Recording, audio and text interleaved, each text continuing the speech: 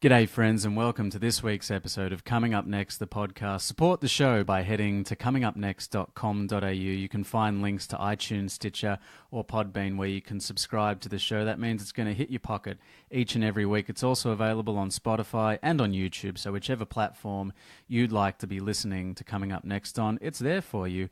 Also, if you'd like to hear any of the archives, any of the previous 156 episodes, they're all available for you for free at each and every one of those links.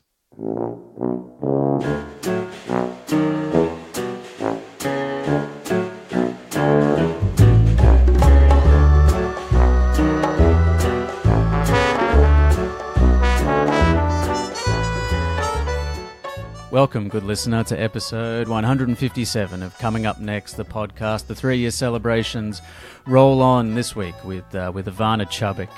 I'm Alistair Marks, this is my show, and if this is your first time tuning in, as you heard at the head, you can find all the archives at comingupnext.com.au. Philosophical rambles with some of the world's top actors, writers, directors, astronauts, architects, pretty much anyone who's creating a life of their own design. And speaking of creating a life of your own design, my guest this week, Ivana Chubbuck, has certainly taken that to the highest possible level. She started out as an actor herself and a writer, and decided pretty early on that actually what she was inspired by was teaching and nurturing other performers, other creatives to achieve the highest possible standard of work. She's since gone on to become the acting coach to some of Hollywood's biggest names, including Brad Pitt, Beyonce, Charlize Theron, amongst many, many others. A number of years ago, she wrote a book called The Power of the Actor, which has become almost essential reading material for anyone aspiring to a life in the arts, in any creative field, not just the world of acting. We talk about that. We talk about the usual philosophical stuff. So let's get right into it right now. Episode 157 of Coming Up Next with Ivana Chubbuck.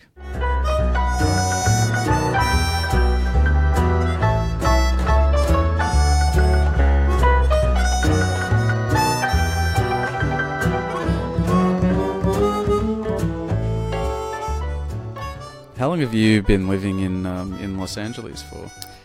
Okay, so I've been living here since 1971, I believe, something like that. Right. Mm-hmm. What area did you grow up in? Michigan, Detroit. In Detroit, okay. Mm-hmm. Murder capital. Right. Mm-hmm. I could imagine. I survived. Right. You didn't get murdered. I didn't get murdered, no. Yeah. I'm here to tell the tale. Yeah. I could imagine that there would be quite a culture shock. I mean, I haven't actually been to Detroit, but it's very middle class. It's very provincial. Yep. And so it's, it was a culture shock as the day is long. And I came out here and with some friends that we were all going to move out here together. And within a couple of days, they hated it, decided to move to San Francisco, right. But we all bought the car together. So basically, I didn't have any place to stay, but I was bound and determined to be an actor, to be living in Los Angeles, and I was not going to fail. I mean, so many bad things happened. I got ripped off, my clothes, my money, all kinds of men were trying to do what they do, and they're awful people, to a young girl who's 21 years old. And not even 20, I was 20 years old. And so, but I was bound and determined that I was never going back. I was going to succeed in Los Angeles. I was going to be an actress, and I was going to, and also a writer, because I made a lot of money writing. I used to work at Universal Studios as a writer for Cheech and Chong. Wow. And I was part of the team that wrote their movies and stuff. So, and I also wrote for, I did script doctoring for a lot of movies. I also have written for a lot of TV Guide, the comedy pieces for TV Guide, and for lots of magazines. I did, including short stories for literary magazines. So I was bringing in money to support my acting habit, but that's like the long version of the story. When I first came out here, there was so much damage that was done by so many people trying to hurt me, and I was not going to let that happen. I was going to survive, God damn it. Yeah, and now here we sit in your the room where you coach some of the biggest names in Hollywood and in the history of entertainment and show business. Yes. And it must be really profound to kind of, I mean, you're showing me all of these amazing things that you have in this room that have kind of been gifted to you over the years from some of these amazing people. It must be pretty amazing to be able to reflect and to just kind of sit in that, or do you?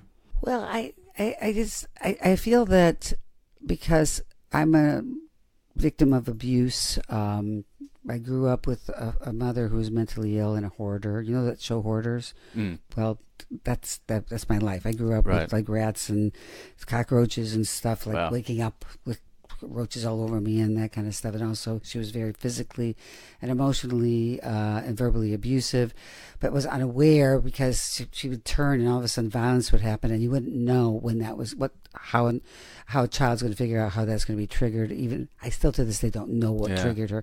But in any case, I was it was always about surviving. It was always about surviving because my father, who was a great man and an amazing brain, and he didn't want to be there. He stayed there the whole time, but he'd leave early in the morning. He was a lawyer, and he'd come back late at night. So he was never there to protect us. I have 6 other brothers and sisters. Wow. And she beat us up, not necessarily equally, but often. And, we all had our turn being the unfavored child. And so it's never about sitting and reflecting. It's always about the future. So the past was always ugly in my head. So I don't even remember so much of the past. What I think about is the future and how I can keep growing and changing and evolving. So if bad things happen, what do I need to learn from it? How do I need to grow from it? What is the life lesson here? And how can I use that to help my students, whether they're actors, writers, or directors, be able to explore their issues through my personal, journey, so that they can, within the environment of making a movie or doing a play, be able to grow and evolve and change as well. So bad things are meant to be objects and ways to grow from, fuel to grow from. And so you say about reflecting, I think I don't have time for that. That's past. Yeah. That's done. And if I think about the past, this is a little girl's point of view, all I can think about is a lot of damage and hurt, and I couldn't change anything, and I had no power over anything because I was a little kid at the disposal of someone who wasn't in their right mind, and a father who just wasn't there to do anything about it. So it's always about future. Set a bar, meet the bar, raise the bar. Now meet the bar, raise the bar again. So to me, it's always about like a constant growth, constant change, exploration, the adventure of knowledge, because there's a great adventure in knowledge. And people are afraid to read books.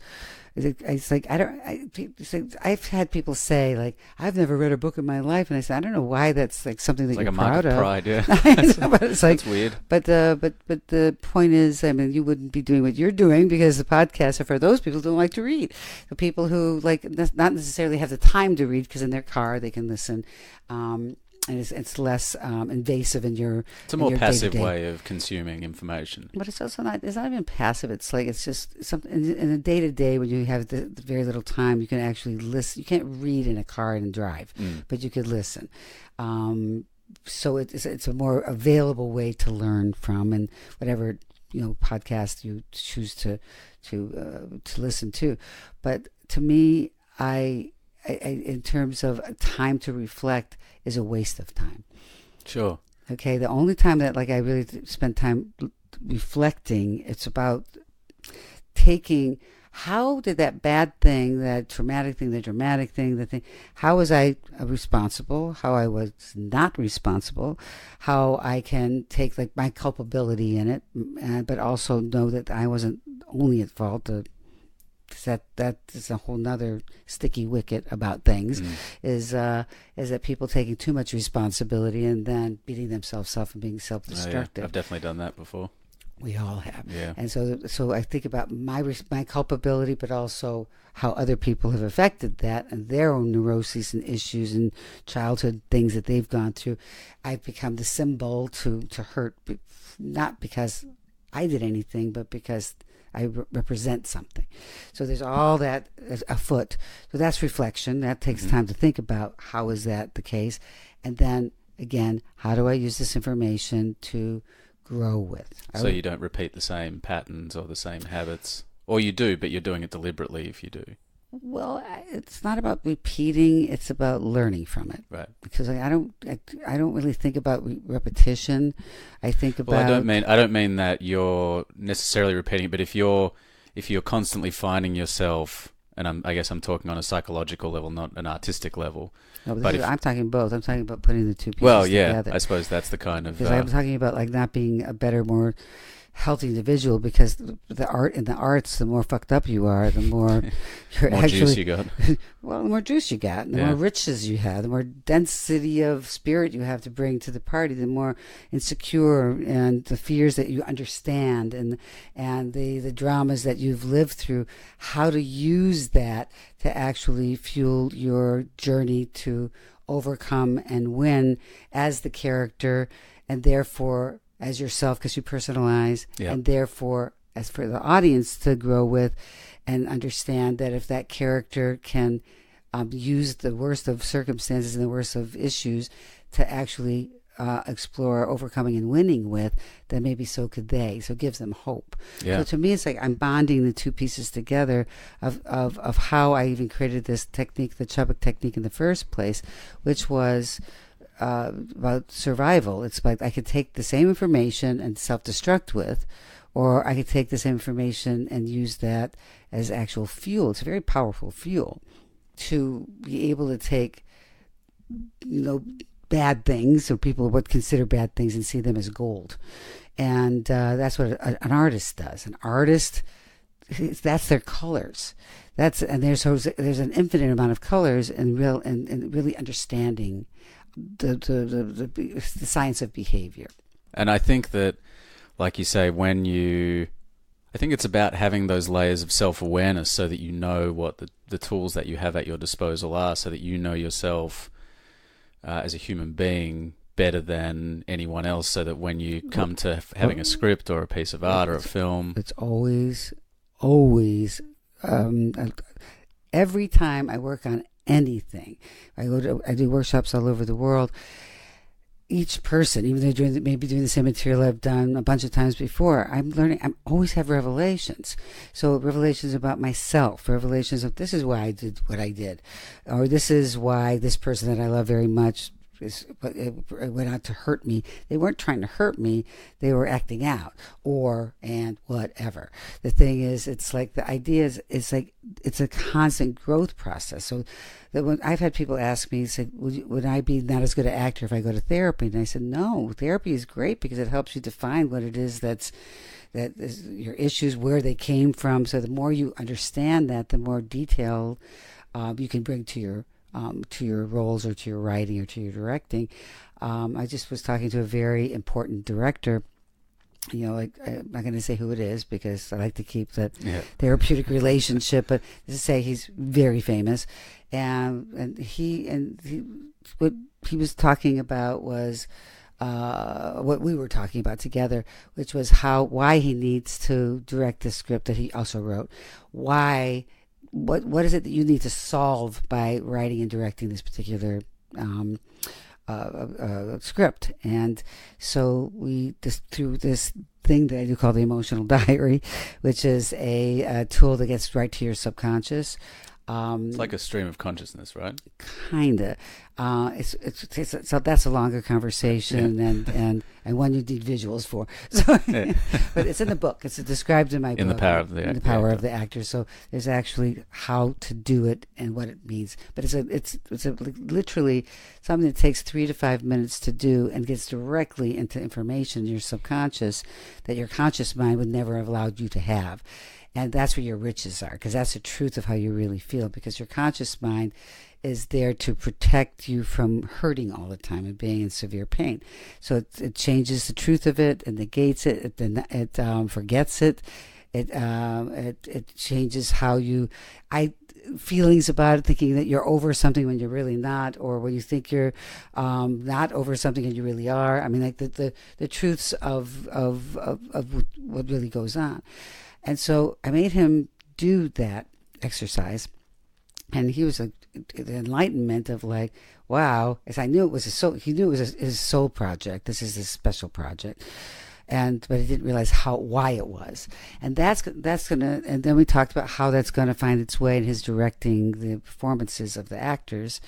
That he is going to put what he needs to push the trigger in them, their personal things that help him be able to solve his issues. And so it becomes, we're all doing this as an ensemble reality, and ultimately the audience gets involved when they see it. So it's I call it empowerment through the arts. It's like what we want to do is like solve things in the arts, not sit in our shit. And too many actors think good acting is crying or emoting and feeling their pain.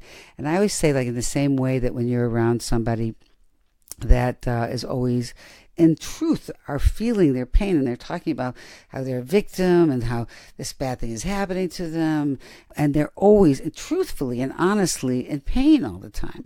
It's like those are people we want to stay away from. These are people that are annoying to us, even in people that we love so much in our lives. We just don't like being around them, because when these are people that we don't like to be around for free. We're certainly not going to pay money to see them, or to hire them, because to be around that. So we want to see people who take the small amount. The dynamic people of the world are the ones that take same information, but instead of self-destructing, what they do is they construct with it. There's a book called Think and Grow Rich. Basically, it's a thin book, but basically the main thing, and you don't have to get the book because it's honestly, this is the concept of it.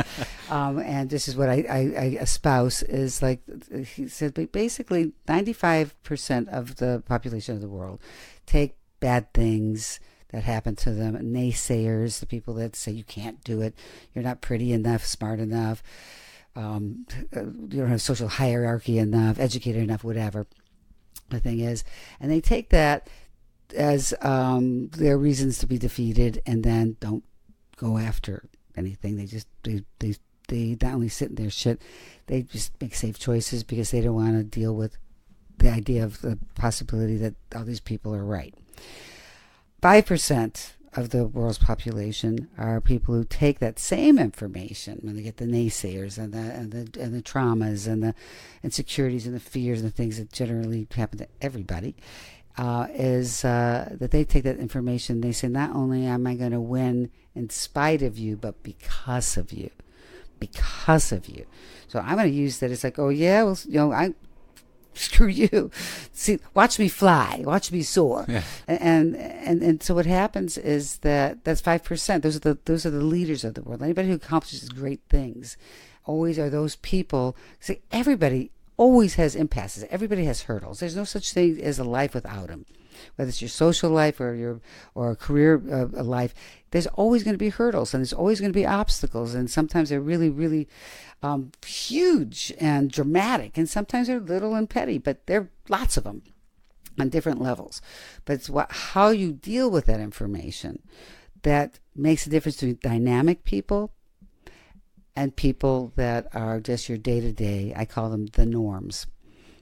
The people that just do normal, they're the normal people, but we don't aspire to be normal. Yeah. We aspire to be great, spectacular, extraordinary, which those words are extraordinary.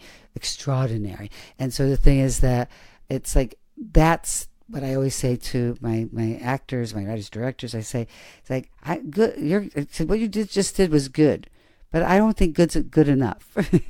I want the best. I want extraordinary. And so I'm going to help you take chances and cross the boundaries that you've created for yourself and other people have created for you, and say, let's push the envelope. Let's make bold choices. The worst that can happen is that people will say you suck. That's the worst that can happen. You're not going to die, Yeah. But if you've taken the chance, it could also give you awards, give you a great career, give you great respect, and be in a position that people really are looking at you as someone that, God, I wish I could be that person. And how wonderful that is to be a role model to humanity. Yeah. I could imagine when you're putting the power of the actor together, and as you're kind of starting to go on your own sort of journey of self-awareness and self-discovery to kind of find and create these tools for actors and people that you are working with, that could have been a very vulnerable position that you put yourself in, because you're having to use yourself almost as the guinea pig for all of this new sort of stuff. Well, I don't see it as a guinea pig, because I love talking about my stuff, because Right. I say, like, I had this and this is what I did with it. Yeah. So I take pride in what other people take as a point of shame or a point of something they don't want to hide. I take it as like, people always tell me how courageous I am to tell the things I say all over the world to virtual strangers that are in my classes and stuff. That become people that become very close to me, because I open up. That gives them permission to open up. I tell them, it's like, this is how I got to where I am, is by looking at this stuff as my is the hurdles. Like, the higher the hurdle is, and you jump over that hurdle, that's an accomplishment. So the thing is, that hurdle, that drama or the insecurities are the things that I tell everybody about, the things that I've been involved with, like, the drugs I was involved with, and the promiscuity, and that kind of stuff back in the day. It was like, really, I got to the point it was so self-destructive that I a couple of times almost died, and Is this before or after you moved to LA, or both? Both. Right. I was on a track, Yeah. But that's what I knew I had. That's what the whole system came in, was like, I can't keep doing this to myself. I got to find a way to change the way I see the same information. So life is all about a choice of two paths. One path is the path of least resistance, which is the path of just giving up. It's so easy to give up. And so it's just like, that's a path of least resistance, the give up path. But there's no accomplishment in that. There's no satisfaction in that. There's no sense of pride in that. Then there's the path of most resistance, where you have, like, it's raining and and there's sleet and there's spiders and snakes and brambles hitting you in the face as you're walking through this path. But if you get through it, there's such satisfaction. It's like, no matter what gets presented to you, it's like, God damn it, I'm bound and determined to, like, make that be something that gives me a purpose to overcome and win with. And I use the word win a lot, because there's a human equation of, like, win-lose, that we find ourselves, an adrenaline happens in us when we need to win. So I put the win-lose aspect in the acting, which makes it really quite different than other people's techniques, because I want people to want to win their objective, so that not only are they creating an adrenaline in themselves, but an audience becomes a sporting section, where they're watching and they're picking sides, and they're going, they're supporting, like, their favorite player, and the moves that the player is making in the same way. So it becomes an exciting thing to watch. Performance or directing or the writing of it, whatever aspect of it is, it's like to watch people with the primal need to win, which does literally create adrenaline, which is organic speed. And most people will agree that speed feels good. Now, it's bad for you when you take it, and other than organic places like cocaine or crystal meth and that kind of stuff. But people love it when they're taking that stuff, but it's so destructive because it really messes with your biology. Whereas a natural adrenaline is actually very healthy. Keeps your heart pumping. It's good for your psyche. It's good for your body, and it creates an excitement of life, a joie de vivre, And so, what we're doing is creating that reality that allows your audience and you, because remember the actor or the director who's directing something, even when they're writing, the person who's writing, it's like to have that win-lose kind of aspect to it, makes things go faster and creates that excitement. It certainly can give it that kind of life and death sort of feel, like, Well, life or depression. Yeah, absolutely. I'm thinking two different things, but the thing is, like, I got full of life or I'm kind of depressed. Yeah. And just feeling your feelings, which is really nice. Some actors think that if they can cry on cue, that makes them a good actor, but that's just not the case. And if you look at the people that are famous and people who are winning the awards, it's rare when we see them crying. It's usually when they're really trying to win something. So I will win no matter what. The means justify the end. I'm going for it, whatever the emotional or physical or both need is of that particular movie or play or TV show. It's like watching that journey is it creates like our as an audience makes us want to do more, as opposed to sit at home and just be depressed. Yeah. I'd love to step back for just a second into talking about Detroit again, and what your childhood was like in a kind of creative sense. I know you said that your mum was quite abusive, but your dad was an attorney, wasn't he? Yeah, a scholar, and he also taught graduate law at university, and he was an amazing man who did a lot of free cases for civil rights and for poor people. And it's just that he was there for everybody else. He just wasn't there for us. Right. And so it was like a little kid who just didn't have, like, God, he's such a good man and everybody loves him so much, and he gives away free time. And this way, our family never had any money because he was giving away so much of his free time. Is that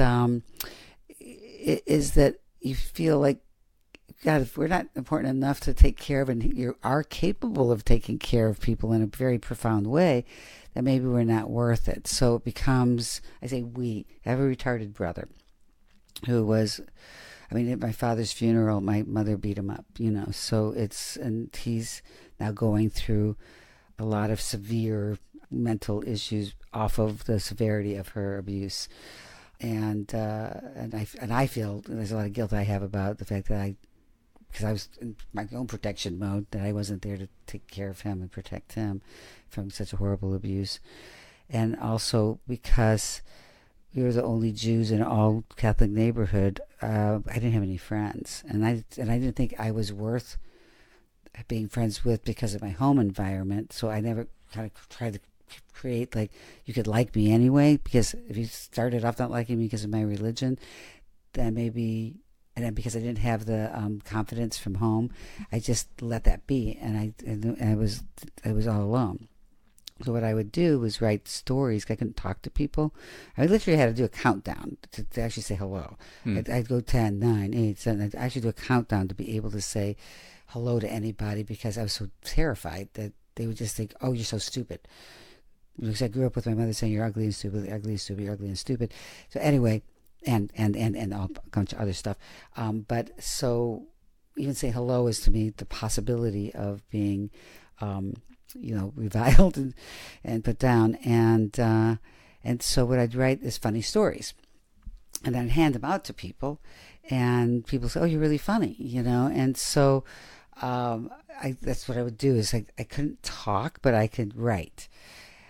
I would also do paintings, mostly with charcoal, because I thought everything was shades of gray because of my childhood. So apparently in my elementary school, they saw some of my do paintings there, and I had charcoals and stuff like that at home, and that's what I would do because I didn't have any friends, and I do a lot of artwork and writing. So one of the teachers, I'm thinking in first grade, I was like 6 or 7, something like that, saw something that I had drawn, and she sent it to the Detroit Institute of Arts, and there was a class for genius prodigies, and they put me in that from that. But I thought I sucked. I thought my story sucked. I thought my artwork sucked. I just thought everything that I did was awful. And so when they said that, it was like, why am I here? And I'd see everybody else's thing and say, oh, that's so much better than mine. Mine's stupid. Mine's awful. So, but I guess it's a turnaround later on. Again, this is like the process of self, deprecation in such an extreme amounts because of circumstances. That is another reason why I came up with the stuff I had to come up with and why I was so self-destructive. But I'm trying to think what else in Detroit. We didn't move into an all-Jewish neighborhood until I was 15. And so I had all the childhood stuff of people like saying, you're going to go to hell, you killed Christ. And I remember saying to these kids saying, I don't even know who Christ is. How could I killed him? If I don't know him, how could I have killed him? So it's like the best I had, because I was being so tortured for religion, so tortured at home. We were the crazy family in the neighborhood. The health department was called on our house so many times. Was your household were you guys religious? Did you do Shabbos or the high holidays or anything, or was it not really? This is an interesting story. It's like there's always reasons why people can be very evil. My mother her father was a rabbi, and they were very Orthodox, and the Jewish religion and the high, the Hasidic, religion part of it, and some high Orthodox too. It's like women are the temptresses, and that's why you have to wear the wig when you get married so you don't tempt. And wear all black and cover yourself, much like the Muslim religion, it's the same kind of concept. And so she was raped by my grandfather's brother, her uncle, at 13 years old. And then when she told her, my grandparents, her parents, that this happened, they beat her up. They said, what did you do to tempt him, to make him do this? And don't ever speak of this again. You're a shame to the family. So, of course, she's living with this, and her first sexual experience is one that's a moment of shame. Jewish religion is creating this, and she decided that if God would accept and sanction little girls to be raped, and supporting that reality, that I don't want any part of it. And she became an atheist. She said, I don't believe in God at all that can let that happen. But she still took on the guilt and the shame. So that became why she became mentally ill. And the hoarding is about protection. Right. Hoarding is always about protection. And so and the attack is attack before you get attacked. So there's imagined attack at you. And so it makes sense that she became, because there's always, when you play a character who's really abusive and evil, there's always righteous reasons for their evil behavior, and you have to investigate that, because there's always good reasons that they're trying to solve something that and overcome something that happened to them as children. Evil adults, when I say evil in quotes, because evil is not evil to them. They are solving something. They're trying to fix something. That's the only way that they can. And my father was very religious.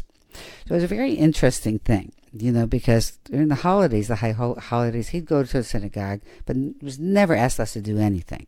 So we had maybe a very short stint. We went to Sunday school, learned a little Hebrew, but I mean, literally, we weren't there long enough to do it. And since my mother doesn't drive and my father was always working all the time, there was nobody to take us and do any of this stuff. So he decided he was going to. He's in an Orthodox cemetery, which my mother does not want to be buried, and she's still alive, and like a cockroach, she's going to, outlive us all. I'm telling you, my mother, it's like, she has highest cholesterol. She's had every disease under the sun. She's fucking 97 years old. Wow. And it's like, and she just keeps on ticking like a Timex, Yeah. And, but anyway, so what was the path that led you to acting? Do you remember the first time that you kind of got on stage or got in front of people and had that experience? Well, I just knew that there was because I couldn't talk to people, and I couldn't communicate with people, and I didn't have friends, and that was a way to express myself. I didn't have any other way to be on a stage and to express my feelings through somebody else's words. So I didn't have to even make up my own words. And so I got into a theater group when I was like 12, 13 years old. I'd ride my bike too. I just remember one of the first performances that this group did. This is like Michigan. It's like not a big deal. It's like, it makes community theater look like it's, stellar. So our first gig was at a mental institution. And so it was all these crazy people. That was our audience. And so they said, whatever you do, the people who ran the institution said, whatever you do, do not look at the audience. And of course, you can't tell someone, especially someone who's 13 years old. It's like, don't look at the audience. So it's like, that's what you got to, whatever someone tells you not to do, that's what you got to do. And so we're performing, we're in, and it's like 20 minutes into the play, and I had to look, and there were the strangest, weirdest people I've ever seen, and I froze. Couldn't remember anything for a good, maybe 3 minutes of just staring at what? So, it was like, really, whatever you think and imagine, like the craziest people on the planet to look like, that's what it looked like. And especially in my head, and when you're a little kid, everything is like that much more. You don't have the ability to go through what's politically correct, what's not politically correct. You just see things in a very pure way. And rationalizations, thinking about their stuff, and it's a little kid stuff is pure taken. And so I was like, never seen anything like that before other than my mother. And that was my first experience on the stage. Right. Wow. So, and I auditioned for all the school things. I never booked one. Right. Not one. But I was always like, I painted flats, and I was a part of the team, but I put my number in, sign up for it, and when it was time for me to like actually get up there and audition, I would, for the most part, run away. But right before they called my number. Right. Yeah. Were your parents aware of these kind of creative pursuits that you were having, or they just didn't really take much notice? 7 brothers and sisters. I remember leaving the house. I just left the house. I was 15 and a half, 16. And I just left for 2 weeks. And I was like just getting up to no good. I mean, I was doing a lot of drugs and hanging out with a bunch of people, and they were doing the same. And it was the 60s, for God's sakes. That's what you did. And a lot of acid. I was going to say, it must have been a lot of acid. A lot of acid and mescaline and peyote and. It was around the time of Richard Alpert and Timothy Leary. Yeah, Timothy Leary, Ken Kesey, those people. And I was also part of a political group like SDS, kind of thing. Our group was called Yip Fugs, and we were part of the Chicago, riots thing. And I was the youngest member of the group. They're all college age, but they thought I was really smart, so they made me part of the upper echelon of this political group. So we would do all kinds of things that were like very revolutionary, but I was always like, why do they invite me into this? It's like, I don't know how to do this. I'm a really little girl. Had that fraudulent kind of complex? Huh? Had that kind of fraud complex where you felt like, what have I done or am I in the right place? Or, Well, like how did I hoodwink them? Yeah, because but they also gave me the purposes of education. So I had to teach people about the Vietnam War and the history of it, and the history of racism in our country, of which I did. And I also used to write for. Remember the movie Almost Famous, Cream magazine? Yeah. I was one of those people. Wow. I was one of the kids. Yeah. Because they didn't pay, so they get to us to do it. I wrote for a newspaper called The Fifth Estate, which is part of the MC5 kind of stuff. If you know anything about the music world, and back in the 60s, MC5 was pretty like big, but all Detroit. It's a Motor City 5. Right. and so I was always going to all the concerts and stuff, and then I was the photographer for Cream magazine, and I'd go with another girl who's my age. We were both 16, 17, and we'd go, we'd interview people like Alice Cooper and stuff like that. Alice Cooper lived. That must have been amazing. Well, it was pretty amazing because we were like with backstage passes to everything. Yeah. And we interviewed the most interesting people. I almost got raped by one of the people. But it's like not so amazing. Well, yeah, I could hold my own. Right, you know, I ended up being, I think I terrified him. I told him I was going to bite him. And he didn't believe me, and I did. So, Right. So I was like, "Don't fuck with the Chubbuck, okay?" And but the issue is that I kind of made the left turn into. All of a sudden, I had friends that were the politicos, the revolutionaries, and we were going to change the world, and we were going to, and we were always having meetings, and there's always parties after the meetings, and there's a lot of fun in these, and hanging out with a bunch of politicos, that were all like college, they're all college people, because I don't know if you look at the history books, but the 60s were filled with that kind of stuff, and there's always rock concerts, and we would go, and it's those 3-day work that they had all over the in Detroit, because we had a big music community in Ohio. You drive over there with the 3-day rock concerts, so you just get blasted and have fun with it. So all of a sudden I had friends.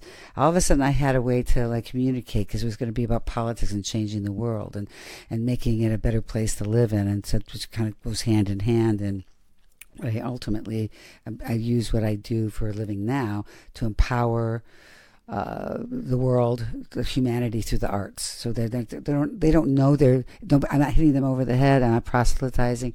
You don't have to go to a church. All you have to do is watch TV, go to the theater, and you'll get the message subliminally that you have the power to follow your dreams and to accomplish whatever you want. But subliminally, in an entertaining way, which is the best way. But it began with being a part of and my father was also someone who was a Holocaust survivor, and so he wanted it. That's why he always gave free cases. That's why he was always doing what he was doing to give back, because he left Germany when he was 11. Right. And probably without his family, I would imagine. Family came, first to from Germany, from Heidelberg to Netherlands, and Netherlands was taken over by the Nazis. So then they came here, and they had all the money in the world, and then they had nothing. And they had a store in New York City, the usual, Jewish people coming here. from the usual shtick. From the usual shtick from, the Holocaust, stuff. And so he was bound and determined to change the world in his way. So I was feeling like the first time I was arrested for doing a sit-down strike during a time we had the big riots in Detroit, and there was a curfew, and so anybody was out after curfew, which we did on purpose. I remember I was part of this political group. So they can't put you in regular jail if you're 18 or over, but they can when you're younger. And I was like, I was 16 or 17. And so my father was such a radical politico that when he came to pick me up at the jail, he was so proud. He was like, "That's my girl." That's brilliant. Isn't that brilliant? And so that carried on. So I'm always asking my father, because he's passed away for 25 years now. I talk to him in heaven or up in the sky, whatever. I always seem to go up. And I say, "You're proud of me? You're proud of me? You're proud of me?"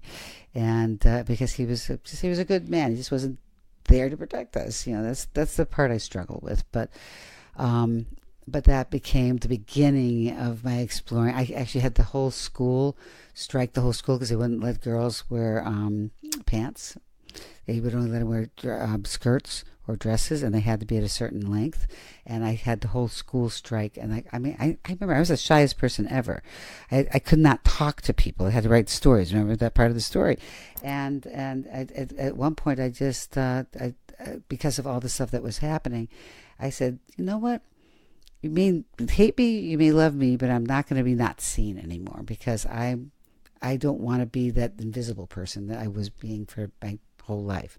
So at 15 years old, when I got into this political group, 15, 16 is when I just started becoming this, blossomed out, because I said, I am going to do the craziest stuff. I'm going to say the most shocking things. I am going to just like go just do whatever. You'll either love me or you're going to hate me, but you're not going to have an in-between viewpoint of me. And that's been my point of view ever since. And it's been working really well because my lack of fear in doing that has made people actually find, because courage is very sexy. And I found this all of a sudden became really popular. So my family used to make a joke about it. So the phone would never ring on my behalf. And all of a sudden they had to put a thing on the wall of all the phone calls that were coming in for me, you know. And the prom, I had all these people ask me to the prom, but since I believe I was a revolutionary, the proms are counter-revolutionary, so we struck the prom. Yeah. I went, but I was on the outside striking it. Yeah. So I guess getting into this political group and being someone who was kind of given the responsibility of educating people, was that also rabble rousing? I was a part of the striking and creating strikes and ideas to how we can do this, like the merry pranksters. We were a bunch of merry pranksters. A lot of people, a lot of us were really meant to. Like I ended up coming out here doing stand-up comedy. So the thing is that there were a lot of funny people in this group too. So we did a lot of silly things as well. Yeah. So it's just making it sound a little more erudite than it was. Well, I guess we had our moments of education, but for the most part, we were in party mode. I guess I was trying to create a segue into being curious segue, about what? That's right. Actually, stop me from talking. Occasionally I do a segue. Segues. Was this your first experience of educating people and kind of having the kind of floor to shape the way that people may think or the way they perceive things? Here's the thing, that because I come from 7 brothers and sisters, my mother was incapable, just not capable of doing it. She wasn't lucid. My older sister, who's 4 years older than me, was I don't know, for whatever reason, she did not take that on, and I chose to take that on. So I was always taking care of and caretaking. So that's part of like being an educator, is being a caretaker too. So I was making sure that I would cook.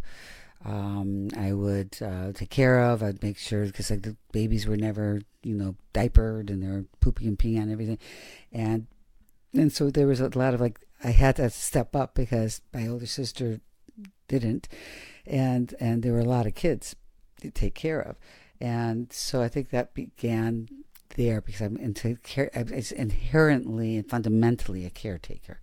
So it's like, you first, then I'll think about me. Because I think a good educator has to be selfless, and a lot of, especially acting teachers, what they'll do is abuse. You've been in an acting class before. I don't know. Have you ever had an abusive acting teacher? Most people have had someone who's taken advantage of people being open and vulnerable to them. And either taking advantage of them by really messing with their head and their confidence, or going as far as sexual seduction. There's been so many cases where sexual harassment. Well, I mean, just look at the whole Me Too movement and all the stuff that's come out with that. A lot of acting teachers were doing it, and a lot of them are dead now. But they're the stories I remember, and I've heard since then. And the stories I've heard from people that are past now are like, they're horrible.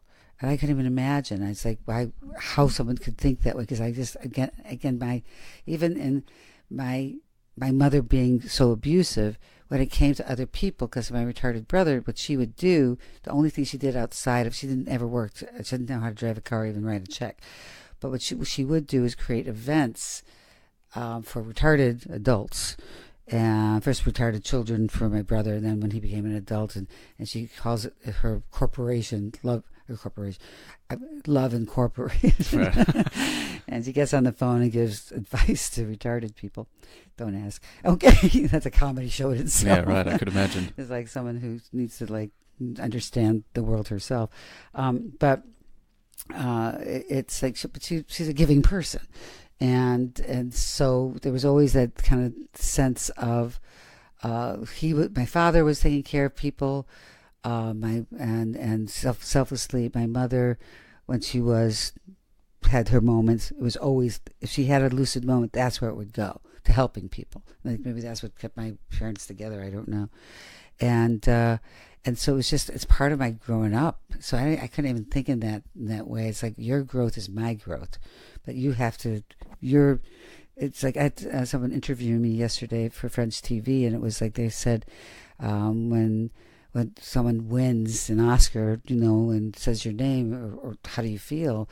And I said, I don't really care about Oscars. I don't really care about the awards. What I care about is the work and the pride of work. So when I see the work that they've done that may be getting, lauded, I'm proud, like a mama. That's the real triumph. Yeah, it's my real triumph is the work. Yeah. The quality of work, not the awards. I don't watch the Oscars. That's the truth of it. So I don't. I call it Oscar movie night, because what I do is I go to, because it's Hollywood, everybody's like doing something, Oscar party, going to the Oscars, whatever. Yeah. I go to any movie theater of a movie that I need to see that always is really crowded. Nobody's in it. So I have my own screening room of a huge movie theater. That's brilliant. And I sit there and stretch out, have my popcorn, have a big screening room in there in front of me. That's called Oscar Movie Night. I've been doing that for years. That's great. What a great idea. So you pack your life into a car with a few other people, headed for Hollywood. San Fran was after Hollywood. Yeah, I come from Detroit to... You tucked and rolled out of the car while they kept going on to San Francisco. Pretty much. It's almost like a tuck and roll. Because I didn't even know, it wasn't very long. They figured out they hated L.A. Yeah. And they just saying, they're all back in Michigan. So it's like, right. They lasted out in San Francisco a couple of weeks. But yeah. Also with these same people, I hitchhiked across the country with them the year before. And we were trying to find the Summer of Love, because the Haight-Ashbury thing, but that was long gone. But in our young heads, we were going like, oh, we can go to San Francisco, and that was what we were hitchhiking. With flowers in your hair. With flowers in our hair, but we went to Haight-Ashbury a couple of years. It was 1970. The Summer of Love was 1967. We went to hitchhike in 1970. And what we found there was a whole bunch of junkies. Right. Really heavy-duty junkies, crackheads, and the whole thing. It was a dark place. There was no people, with flowers in your hair. It's like none of Donovan that. didn't serenade you on your way. There was a lot of bullets flying, right. Stuff like. It wasn't anything like those wonderful people, hippieing around, calling themselves hippies because they were hipping around like that. It was the hip thing to do. Well, it would have been great in 1967, but we were just 14 at the time, so it wasn't going to happen. Yeah. But so what was the? I mean, I know we're looking to condense a lot of time into a soundbite, I suppose, but the process of arriving in LA, working as an actor, working as a writer, and then actually going, no, this isn't what I actually want to do. What I want to do is. These actors are coming to me for advice. I worked at a supermarket for a long time during all this, by the way, just so you know. And I worked a lot of shitty jobs, so it didn't just come to me. But let's condense that to the thought process of why I decided to be a teacher, not a writer or actor. Well, I found that when I was acting, because writing was supporting the acting, so let's just talk about the acting was the passion. I found that when I was on set, I would look at my watch all the time and think time was going by really slow. But when I was teaching, and initially it started off just helping my friends who were actors too, and then started charging a little bit, and then created a little group that was a school and stuff. But I found that whenever I was teaching, whether it was privately or in a class environment, the time went by so fast. When did you? Sorry to cut you off, but. When did you actually first start teaching? Like, when was... I started teaching and, officially, where I had a school and stuff in 1980. And even unofficially, when people unofficially started... before was, I would say, 5 years before. And was that just, workshopping stuff and helping friends out? Helping friends out, and people would come to the house and, charge very little money, and they'd work on that, and sometimes we'd have groups where I'd work with them on scenes and stuff like that. But it was really right. But I also worked at a shitty school that was in the valley, and but it was it really was kind of a non-event. But it was just basically very lo-fi. Yeah, and but again, I found that time went by super fast. So, like a 2-hour session with an actor as a teacher seemed to go by like in 3 minutes, whereas 2 hours on a set seemed like 100 hours. And so you always know. Here's the thing about a passion. If you figure out what you really like to do, what's the true passion, not what's in your head, the thing that really stands out is how time finds its way. If time goes by fast, that's the thing you should be doing. If time goes by really slow, that's the thing that you shouldn't be doing, or at least spending less time doing, and finding the thing that makes time go by faster. Time is an interesting thing. Time doesn't change, but it does change in our perception. And our perception determines our love and the thing that we want to spend our life doing and wanting to spend 16. I work every day, 16 hours a day. Before you came, I've been working all day with people all over the world on the phone, some people who came here. And I love doing what I do. So it's like, again, time goes by really fast. And when I'm not working, it goes so slow. And people said, you miss acting? I said, no, not at all. I love script doctoring, not actually writing the scripts myself. I love working with directors, so I like being the force behind people. It really motivates me, inspires me, and again, makes time go really fast. And so I think that's to me, if anybody wants to learn what it is, because I think one of the biggest problems about most people, they just don't know what they want to do. So a friend of mine, what he did was, he used to be a jazz musician, but he was finding he wasn't really finding that it was all that interesting to him. So he went back to school, and this is when he was about 30 years old when he did. Went back to school, and he took a bunch of different classes. One in high math, one on and literature, one in science, one in just think about all the different classes that psychology, whatever. And he found that he really liked his high math classes. So he started looking at physics. And he really loved physics. And that was his third semester. He started narrowing it down to math, science, a specific kind of science.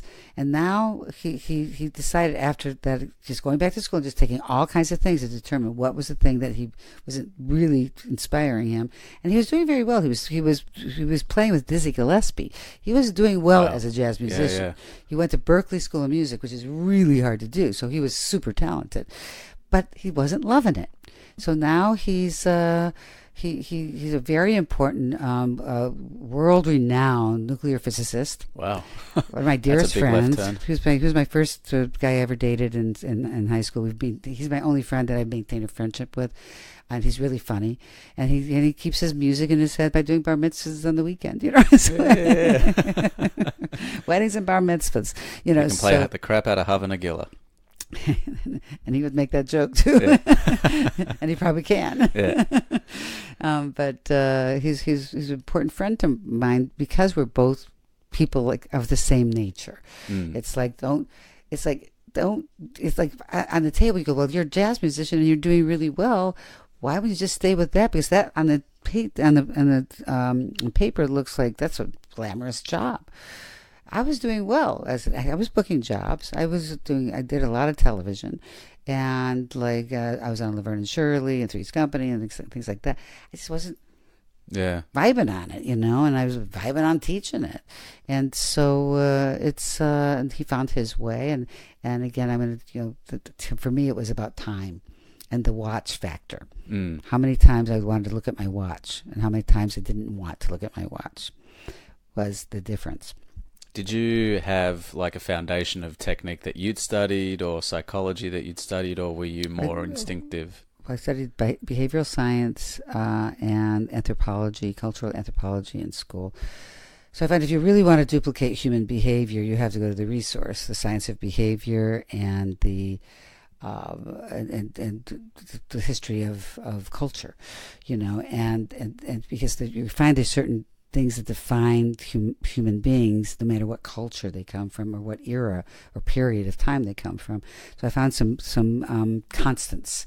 There were certain constants that existed with whether you come from China or where you come from 1,000 years ago, South America, it's like there are constants that were the human equation that allows me to take any period, whether it's science fiction, in the future, in the past, whatever, it's surreal, or there's always a human, bottom line that I learned from the studying anthropology and behavioral science is the science of behavior. So we know more about what people are feeling or going through from behavior. We see before we hear.